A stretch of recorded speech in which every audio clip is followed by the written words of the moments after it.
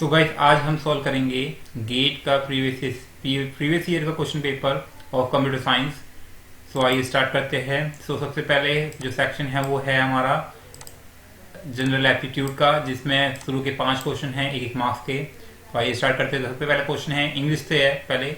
So Raman is confident of speaking English dash 6 months as he has been practicing regularly dash the last 3 weeks। और इसके 4 option है हमारे पास। पहला है during and 4, यानी कि यहाँ ड्यूरिंग और यहाँ 4 आना चाहिए, यानी फिर आता है 4 और सेंस, और फिर आता है 4 और इन, या फिर लास्ट ऑप्शन है विद इन और 4। So Roman is confident of speaking English for 6 months आएगा, या फिर विद इन आएगा, या ड्यूरिंग आएगा। तो गाइस इसका ऑप्शन है डी, यानी कि विद इन आएगा, क्योंकि वो 6 months के अंदर, यानी कि 6 month में वो अच्छे से इंग्लिश बोल रहा है, और क्योंकि वो 3 हफ्ते से लगातार प्रैक्टिस कर रहा है, जिसके लिए आएगा 4। तो ये हो गया हमारा इंडेफिनिट टाइम, फाइन। और ये हो गया हमारा during the interval of time, तो उसके लिए विद इन आएगा। फिर आता है नेक्स्ट क्वेश्चन कि हिज नॉलेज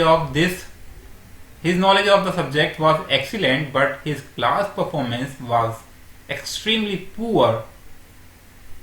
क्योंकि एक्सीलेंट तो हो गया, लेकिन यहाँ बट आ गया। बट के बाद क्या आएगा लेकिन, मतलब क्या है, गुड तो हो नहीं सकता, डिजायरेबल भी नहीं हो सकता, प्रेज वॉर्थी नहीं हो सकता, क्योंकि इसके अपोजिट होने वाला है एक्सीलेंट के, इसलिए यहाँ आएगा extremely poor.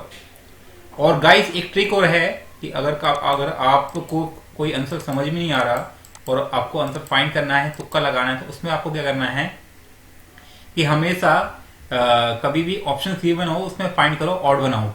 Odd one out यानी कि जो ऑड हो सारे ऑप्शंस में, मोस्ट ऑफ द टाइम वही आंसर सही होता है। इसलिए इसमें आप देखोगे ऑप्शंस में गुड, डिजायरेबल, प्रेज वॉर्थी और एक्सट्रीमली पुअर, इन चारों ऑप्शन में ऑड है, ठीक है। सो आप ऑड पे टिक कर सकते हो, फाइन। अब आता है हमारा नेक्स्ट क्वेश्चन। क्या है नेक्स्ट क्वेश्चन है select the word that fits the analogy. तो ये क्वेश्चन काफी आते हैं, and let me erase this, sorry. So पहला है कुक वर्ड, विड्थ बढ़ गई। पहला है कुक वर्ड, सेकंड है कुक। अब कुक होता है खाना बनाने वाले को कुक कहते हैं, और खाना बनाना भी कुक होता है। अब गाइस दोनों में सब्जेक्ट और वर्ब क्या है ये फाइंड करना है। अब दोनों की जो ये दूसरा वाला भी होगा, ये हमारा दूसरा वाला जो रेशियो होगा, ये भी दोनों, अगर ये फ्लाई होता है तो फ्लाई क्या होता है, वर्ब होता है, यानी कि ये हमारा वर्ब है और ये हमारा सब्जेक्ट है। तो फ्लाई अगर वर्ब है तो इसमें सब्जेक्ट क्या होगा, सब्जेक्ट होगा हमारा फ्लायर। तो इसके लिए ऑप्शन क्या होगा, ऑप्शन ए। अंडरस्टूड। अब आता है हमारा नेक्स्ट क्वेश्चन है, वो पढ़ते हैं। नेक्स्ट क्वेश्चन है हमारा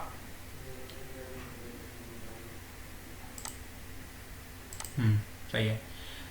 The dawn of the 21st century witnessed the melting glacier oscillating between the giving to, बहुत बड़ा क्वेश्चन दे दिया एक मार्क्स के लिए, giving too much and too little to billions of people who depend on them for a fresh water. And the UN climate reports estimate that without deep cuts to the man-made emission, at least 30% of the northern hemisphere's surface permafrost could melt by the end of the century. Given this situation, the imminent global exodus of the billions of people displaced by rising the sea, and nation state need to rethink their carbon footprint of their political concern, if not for a environment one. So which one of the following can be inferred from the given passage? Nation state do not have a environmental concerns, और इसका क्या होगा, next क्या है, हाँ, और nation state are responsible for providing the fresh water to billions of people. इसमें बताना है कि कौन सा ऑप्शन मतलब क्या है कि हमें एक ऑप्शन बताना है जो कि इसी पैसेज से रिलेटेड है। सो थर्ड ऑप्शन है इसमें billions of people are responsible for man made emission, और लास्ट है हमारा billions of people are affected by the melting glacier. तो ये लास्ट वाला ऑप्शन ही सही लग रहा है, क्योंकि और ऑप्शन यही ठीक है, क्योंकि कहाँ से आता है, क्योंकि billions of people are affected by melting glacier, क्योंकि जो ग्लेशियर पिघल रहे थे उसकी वजह से लोग काफी इफेक्ट हो रहे थे, और यही इसका ऑप्शन होना चाहिए और यही ऑप्शन है। फिर आता है हमारा नेक्स्ट क्या है हमारा क्वेश्चन। हाँ, नेक्स्ट क्वेश्चन है हमारा ये। नेक्स्ट क्वेश्चन है हमारा कि हमें नोड 1 से नोड 2 के बीच का शॉर्टेस्ट पाथ बताना है और जिससे कम कॉस्ट लगे। तो हर जो पाथ दे रखा है, जैसे 1 से बी तक के बीच में 300 कॉस्ट है, 1 से बी के बीच में, 1 से ए के बीच में 200 कॉस्ट है, तो हमें सबसे चीपेस्ट पाथ बताना है जिससे कम से कम पैसों में हम 1 से 2 तक पहुंच सके। सो सबसे पहले आपको क्या देखना होगा, possible way of reaching from 1 to 2 node. तो पहला है हमारा, एक मार्क्स का क्वेश्चन है, ज्यादा आपको इन्वेस्ट भी नहीं करना टाइम। तो पहला पाथ है हमारा ये सॉरी, हाँ ये ठीक है। दूसरा हमारा सीधा 1 2 3, एंड एक है हमारा ये एंड ये। एक है हमारा एक ये हो गया, और एक है हमारा ये सॉरी एक है हमारा ये और ये। ठीक है, ये 4 पाथ है। तो इस ऊपर वाले में लग रहे हैं हमारे 400, यहां से लग रहे हैं हमारे 400, यहां से लग रहे हैं 500, और ये चीज नोटिस करोगे जब हम 1 से F जाएंगे तो 100, F से B जाएंगे तो 0, और B से 2 जाएंगे तो 200। तो ये 200 और 100 कितने हो गए, 300। तो सबसे कम पाथ, जो सबसे कम पैसे लग रहे हैं हमारे जा रहे हैं, वो लग रहे हैं 1 से F नोड, F से B नोड और B से 2 नोड। तो इसका आंसर होगा हमारा जो ऑप्शन गिवन है, उसमें देखते हैं क्या क्या गिवन ऑप्शन है। हाँ, तो ये ऑप्शन गिवन हमें। मतलब क्या होगा, यही ऑप्शन होगा। क्या ड्राइंग टूल है, सारा उसी पे आ जा रहा बार बार। यानी कि ऑप्शन होगा हमारा 1 to F, F to B। आप देख सकते हैं, एक minute, let me show you. ये ऑप्शन गिवन है। देख सकते हैं 1 से F, 1 से F, F से B एंड B से 2। तो आपको शॉर्टेस्ट या चीपेस्ट पाथ रूट देखना है जिससे हम नोड 1 से नोड 2 पहुंच सकते हैं। अब आता है नेक्स्ट क्वेश्चन। अब जो ये क्वेश्चन 6 से लेकर 10 तक है, ये सारे 2-2 मार्क्स के हैं। Fine, and let's do that. So good. अब क्या है हमारा next question. GST is an indirect tax introduced in India in 2017, and that is imposed on the supply of goods services. It subsumes all the indirect tax except few. It is a destination based tax imposed on goods and services used, and it is not imposed at the point of origin from where good come. So GST also has few components specific to a state government, central government and union territories. तो इसने क्या बोला है, एक चीज यहाँ ध्यान देना कि टैक्स कहाँ हमें अप्लाई होता है। ये टैक्स इम्पोज किया गया है कि जहां ये गुड जा रहा है या जहां ये गुड यूज किया जा रहा है, लेकिन ये टैक्स वहां इम्पोज नहीं किया जाता है कि ये जहां से ये गुड्स आते हैं, यानी कि जो सामान आता है वहां क्यों नहीं इतना ये GST अप्लाई किया जाता। Which one of the following are inferred from the given passage. तो इसका जो ऑप्शन होगा गाइस, एक मिनट, हाँ, जो इसका ऑप्शन होगा हमारा क्या होगा गाइस, बताओ। तो इसका ऑप्शन होगा, पहले ऑप्शन पढ़ लेते हैं। पहला है GST is imposed on the production of good and services. दूसरा है GST include all the indirect taxes. ठीक है, GST doesn't have a component specific to the UT। और लास्ट ऑप्शन है GST is imposed at the point of usage of good and services. तो जो GST के बारे में अच्छे से बता रहा है वो है ये पॉइंट D। तो इसका ऑप्शन होगा D। अंडरस्टूड। अब आ रहा हमारा नेक्स्ट क्वेश्चन। और नेक्स्ट क्वेश्चन काफ़ी इजी लग रहा है मुझे देखने में।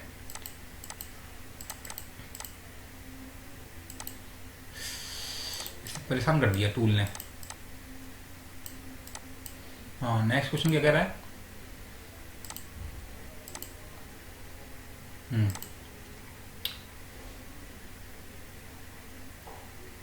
नेक्स्ट क्वेश्चन है P इक्वल टू, अगर P इक्वल टू 3 है, R इक्वल टू 27 है, T इक्वल टू 243 है, तो Q प्लस S क्या होगा? तो guys Q plus S find करने का तो सबसे पहले हमें देखना पड़ेगा क्या ट्रेंड है इसमें। तो P इक्वल टू दे रखा है हमारा 3 है, R है हमारा 27 है, और T है हमारा 243 है। तो इसमें एक कौन सा टर्म मिसिंग है? Q।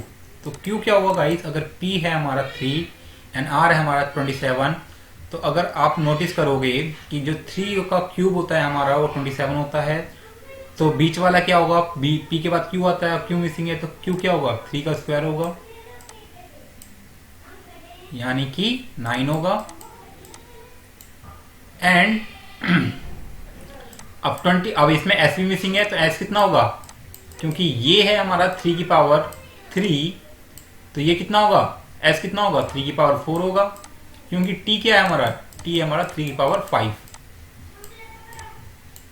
ठीक है, तो S भी फाइंड हो गया हमारा 81, और Q भी फाइंड हो गया 9। तो 81 और 90 कितना होगा हमारा? तो आंसर होगा 90, ऑप्शन सी। अंडरस्टूड? आप, I hope you got it.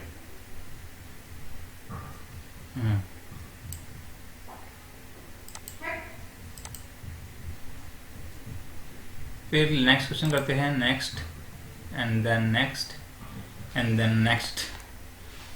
अब 8th आता है हमारा क्वेश्चन, और क्वेश्चन है हमारा ये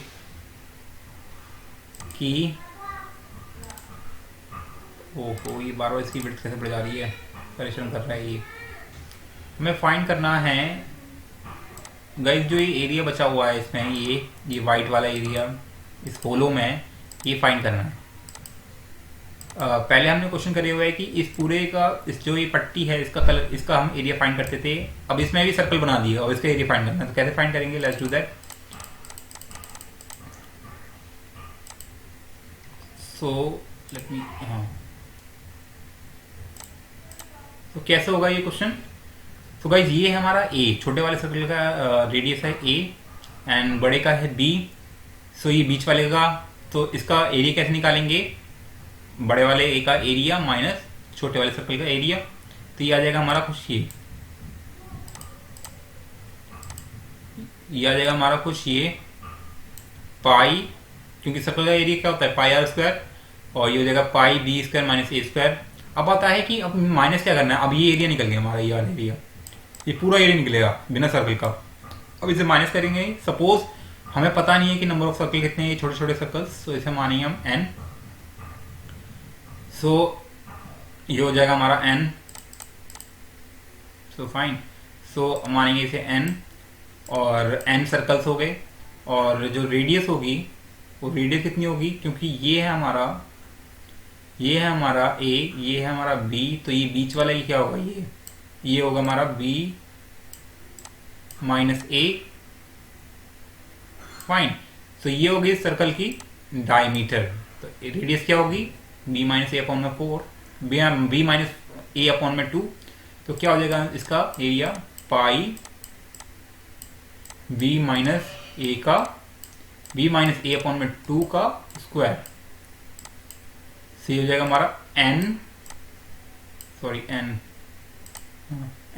अपॉन में 4। अब ये 4, ये क्या हो जाएगा? 2 क्या हो जाएगा? 4, और 4 को मैंने बाहर रख दिया, ये हो जाएगा हमारा पाई b माइनस ए का स्क्वायर, स्क्वायर। अंडरस्टूड? तो ऐसे हम फाइंड कर सकते हैं इसका आंसर। तो इसका ऑप्शन क्या होगा हमारा? ए।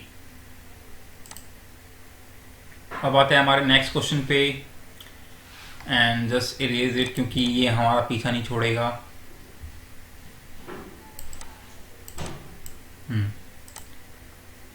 ओ सॉरी, अच्छा स्क्रोलिंग करने पे इसकी साइज चेंज हो रहा है।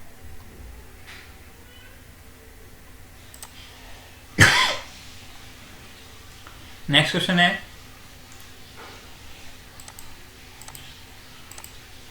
ये आ गई है। नेक्स्ट क्वेश्चन है हमारा, टू स्ट्रेट लाइन है जो कि परपेंडिकुलर है to each other in a X Y plane. दो लाइन है स्ट्रेट लाइन, ठीक है, वो परपेंडिकुलर है आपस में in a X Y plane and alpha and beta are acute angles the straight line makes with the X axis, then the alpha plus beta क्या होगा हमारा। तो ये क्वेश्चन भी काफी इंटरेस्टिंग है। तो इसमें क्या कह रहा है, तो ये सपोज हमारा एक्स वाई का वो है ग्राफ, ठीक है। तो इसमें अगर दो लाइन परपेंडिकुलर है आपस में तो ये कुछ ऐसे होगी, और जो ये एंगल्स बना रही है एक्स एक्सिस पे ये इनके एक्यूट एंगल होंगे। तो यानी कि दोनों का जो एंगल का सम, जो दोनों एंगल होंगे वो 0 और 90 के बीच में होंगे, ठीक है। और क्योंकि ये दोनों लाइन आपस में परपेंडिकुलर है तो यानी कि ये जो दो एंगल बनाएंगे ये दोनों क्या बनाएंगे हमारे 45। क्यों बनाएंगे, क्योंकि देखो गाइस ये परपेंडिकुलर आपस में और दोनों का जो सम होगा वो कितना होगा, +90 होगा दोनों का सम। और क्योंकि लेट मी शो यू, अगर ये 90 है तो ये 90 होगा, ठीक है। अगर ये 90 है तो ये दोनों का सम कितना होगा, 90 होगा। हो गया सॉल्व, क्योंकि उसने क्या बोला है क्वेश्चन में कि जो दोनों लाइन है वो आपस में परपेंडिकुलर है। तो अगर ये परपेंडिकुलर है, ये 90 है तो ये 90 होगा। अब ये ट्रायंगल में ये जो लाइंस है ये एक्सिस से अलोंग है, ठीक है। तो ये 90 है तो ये हमारा क्या होगा, सम ऑफ जो दोनों एंगल्स का होगा वो 90 होगा, इसलिए जो इसका ऑप्शन होगा वो ये होगा। अंडरस्टूड? आई होप कि आपको समझ में आ गया होगा।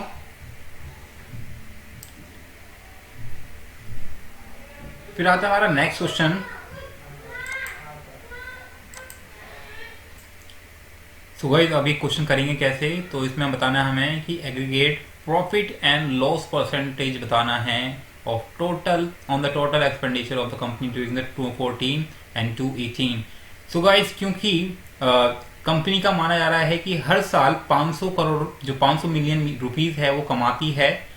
अब देख इसमें जब 500 कमाए हैं 2015 में 200 मिलियन ज्यादा कमाए हैं, 2016 में 300 मिलियन ज्यादा कमाए हैं और 2017 में 100 मिलियन ज्यादा कमाए हैं, लेकिन 2018 में लॉस हुआ है 100 मिलियन का। तो यानी कि जो टोटल प्रॉफिट है वो कितना होगा हमारा, जो टोटल प्रॉफिट है वो होगा हमारा 500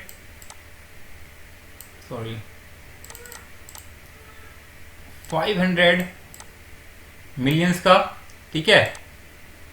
और 5 सालों का जो टोटल एक्सपेंडिचर है वो कितना होगा 2500 मिलियंस का। इतना प्रॉफिट हुआ है, ये टोटल है, मल्टीप्लाई 100, जस्ट डू दैट, ये हो जाएगा हमारा इतना।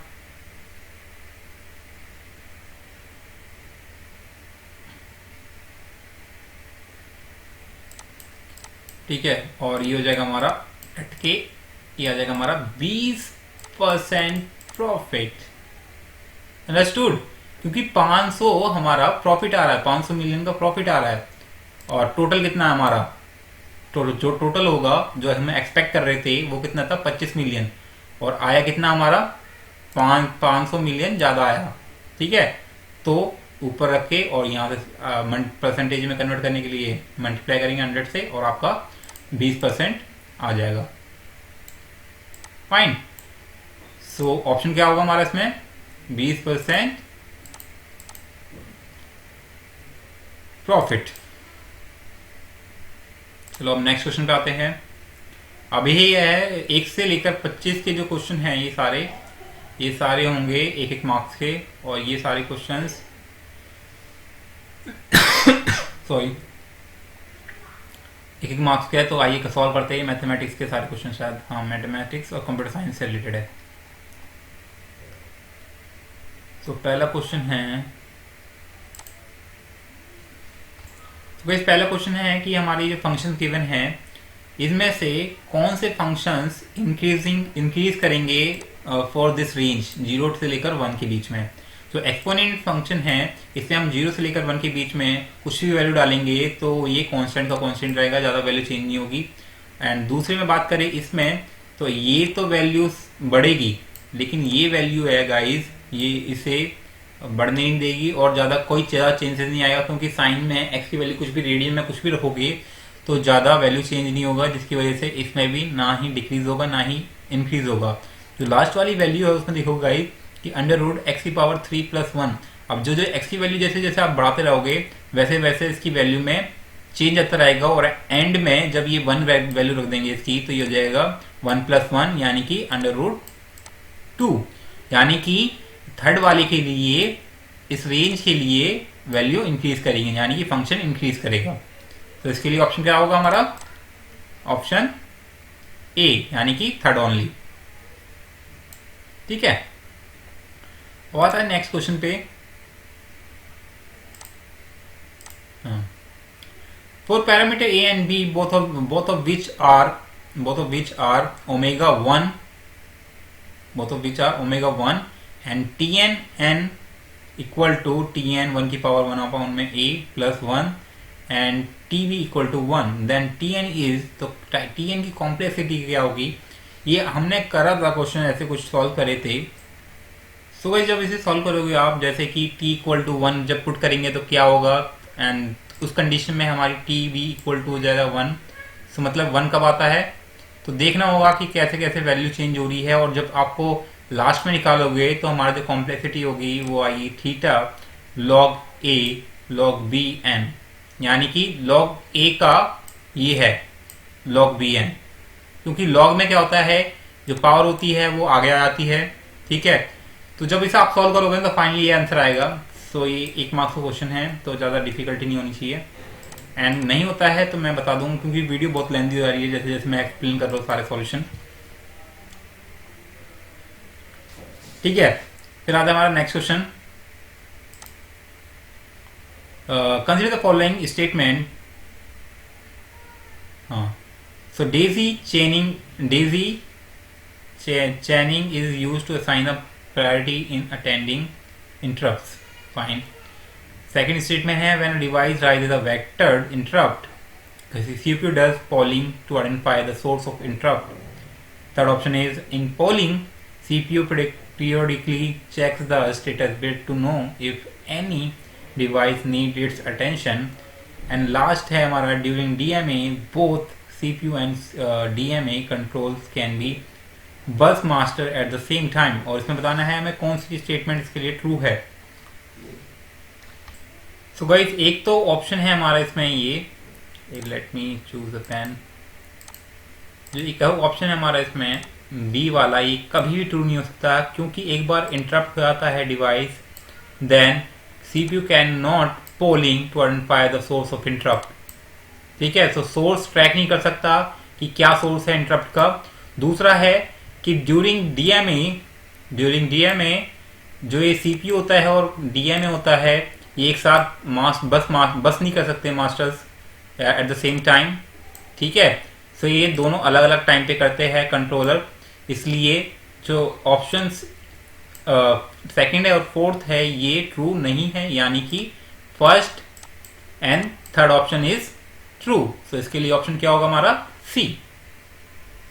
तो मार दो टिक, फायदा कुछ नहीं है, ये रेज हो जाता है या बार बार मैं इसे हटा दो तो देखो। सो हटा देता हूं मैं इसे। तो गाइस समझ गए होंगे आप, तो इसका ऑप्शन क्या होगा हमारा, सी। ये है हमारे ओएस का यानी कि ऑपरेटिंग सिस्टम का क्वेश्चन है। एंड काफी मुझे पता है कि बहुत लोग ओएस में इंटरेस्ट नहीं लेते हैं, लेकिन काफी क्वेश्चंस पूछे जाते हैं इसी से हमेशा। अब आता है हमारा नेक्स्ट क्वेश्चन।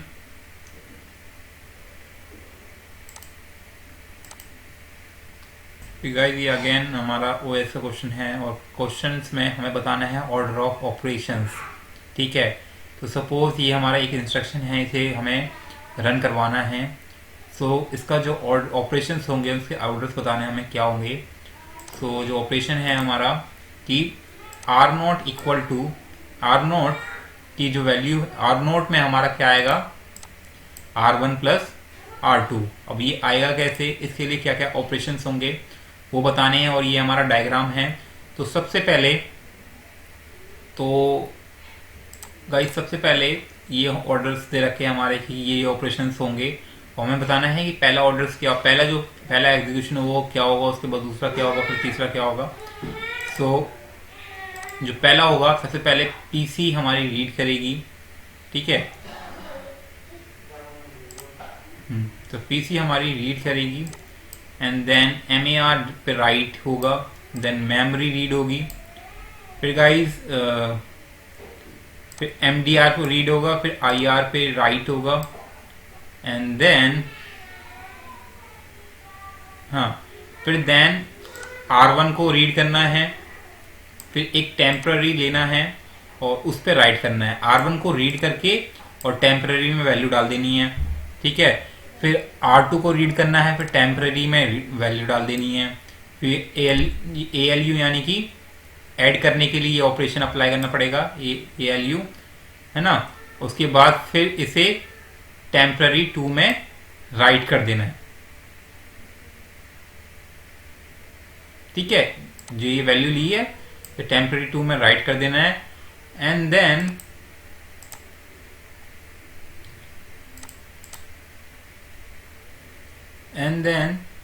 जो लास्ट ऑपरेशन है वो क्या होगा, टेम्पररी को रीड करके इसको मिटा देता हूँ यार, बार बार आ जाता है ये ऑप्शन। सो जो अब क्या करेंगे, अब जब टेम्पररी 2 में राइट कर दिया, फिर टेम्पररी 2 को राइट करके देन R नोट में फिर राइट कर देना, इससे इसकी वैल्यू तो ऐसे हो जाएगी हमारे R नोट में R1 और R2 की वैल्यू राइट स्टोर। ठीक है, तो ये ऑपरेशन आपको फॉलो करना होगा, बस आपको लॉजिक फॉलो करना है और कुछ नहीं है इसमें। अब आता है हमारा एक बाइनरी सर्च का क्वेश्चन।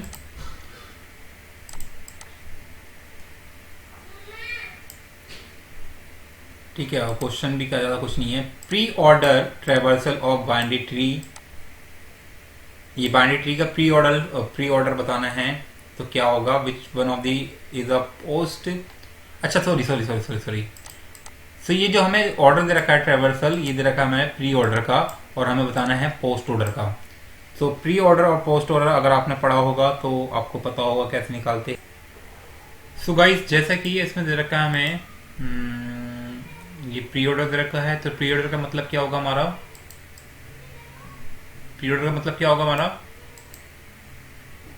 जो फर्स्ट एलिमेंट होगा ये होगा हमारा, जो फर्स्ट नोड होगा ये होगा हमारा रूट।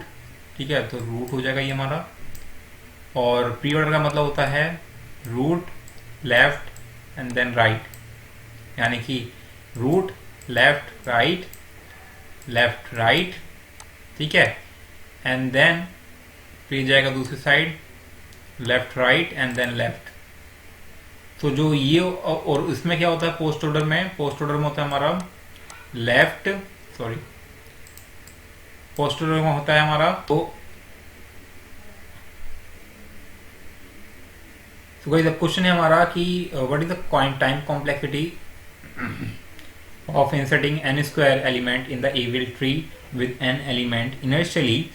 सो इसका क्या होगा हमारा, यानी कि जितने भी एलिमेंट्स है, सपोज हमने माना कि एविल ट्री में n एलिमेंट्स है और उसमें हम n स्क्वायर एलिमेंट और इंसर्ट कर देते हैं, तो उसकी टाइम कॉम्प्लेक्सिटी बतानी है। सो गाइस इसका आंसर होगा हमारा theta n square log n, क्योंकि इंसर्ट करने के लिए जो टाइम कॉम्प्लेक्सिटी होती है हमारी n log n होती है। अगर n स्क्वायर एलिमेंट्स और ऐड किए जाते हैं तो log n कितने टाइम्स, n स्क्वायर टाइम्स, तो ये हो जाएगा हमारा n square log n times. ठीक है, तो ये हो जाएगा हमारा इसका आंसर ऑप्शन सी। एंड इस क्वेश्चन में बताना है हमें कि which one of the following regular expression represent the set of all the binary string with an odd number of ones. So odd number of once बताने हैं इसमें, तो कौन से में होगा, तो गाइस इसका ऑप्शन है हमारा, यार ये बार बार जो पहले मार्क्स किए होते हैं ना वो याद आते हैं, पिछले क्वेश्चन पे किए हुए थे। तो इसका ऑप्शन होगा हमारा ऑप्शन सी। जी हाँ, ऑप्शन सी में, ऑप्शन सी नहीं sorry option D, I am doing, तो ऑप्शन डी होगा इसका करेक्ट आंसर। होता है नेक्स्ट क्वेश्चन पे। एक्सप्लेन करने में ज़्यादा टाइम जा रहा है।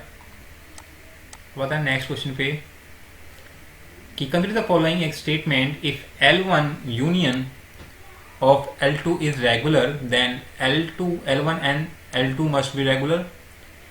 तो दो स्टेटमेंट रखी है और दूसरी है the class of regular classes is under closed under infinite union. तो बताना है कौन सी ट्रू स्टेटमेंट है इन दोनों में से, इन सारे ऑप्शन में से। तो आई ओनली यानी फर्स्ट स्टेटमेंट ट्रू है सिर्फ, या सेकंड स्टेटमेंट ट्रू है सिर्फ, या फिर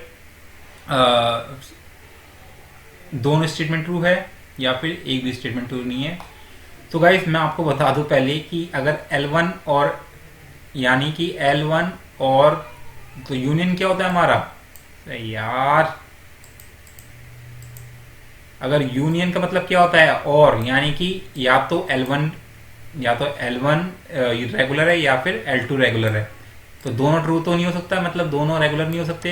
यूनियन का मतलब होता है या तो और होता है सिर्फ, यानी कि या तो L1 यूनियन रेगुलर है या फिर L2 रेगुलर है, यानी कि फर्स्ट तो स्टेटमेंट ट्रू होने वाली नहीं है। Second is the class of regular languages is closed under the infinite unions. तो ये भी फॉल्स स्टेटमेंट है, यानी कि ऑप्शन डी इसका ट्रू यानी कि करेक्ट ऑप्शन है। ठीक है, so right now we are getting late and guys अब नेक्स्ट क्वेश्चन मैं नेक्स्ट वीडियो में सॉल्व करूंगा एंड सी कि काफ़ी टाइम लग रहा है, और नेक्स्ट वीडियो में मैं डायरेक्ट आंसर्स बताऊंगा क्योंकि बहुत टाइम लग रहा है एक्सप्लेन करने में और वीडियो बहुत लेंदी हो जा रही है और फ़ायदा होता नहीं है वीडियो लेंदी होने का। So see in the next video, thanks for watching, bye bye.